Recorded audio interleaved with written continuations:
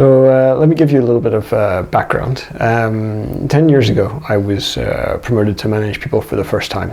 And I think just like most first-time people managers, I had to figure it out on the job. I wasn't really given training, I wasn't really given a guidebook or told how to manage people. And if you speak to people from that team, they'll probably agree that at the beginning it was more error than success. Eventually, I think I became a pretty good people manager, but here are some things in this videos that I wish someone had told me at the start.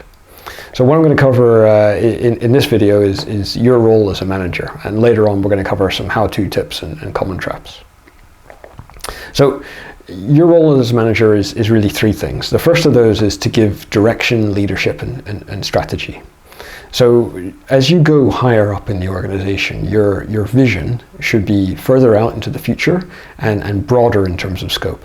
So when you're entry-level position, you should be really looking at what's immediately in front of you and in quite a lot of detail. As you go up, as you manage that team, then you should be looking further out into the future to plan ahead, and you're covering more than one person, so it's broader. Your boss is probably managing several teams, and they should be looking further ahead still, and the CEO should be looking with a telescope to the far future strategy and the whole company.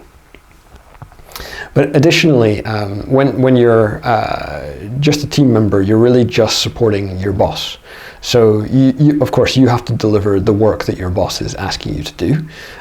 You have to protect your boss from any potential problems, and you have to look for opportunities. So that's still true when you're managing people. However, now you've got the additional responsibility of supporting your team. And just like for your boss, you have to protect them from outside problems and attacks from outside. You have to provide them the best environment to do their best, so give them all the tools they need and remove roadblocks. And you have to look for opportunities to help them grow.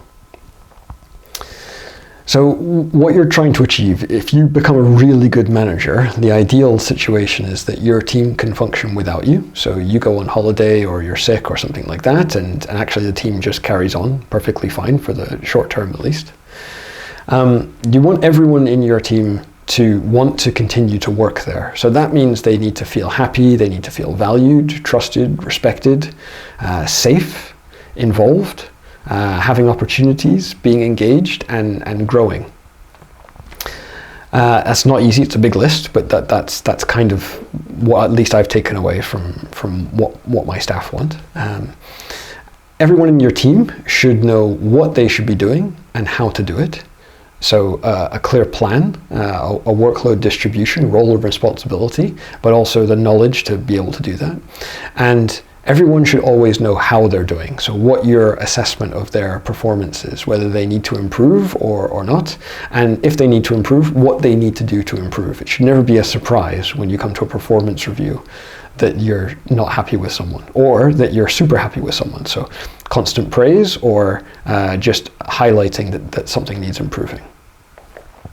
So in the next video, what I'm going to do is cover some how-to tips. Thanks.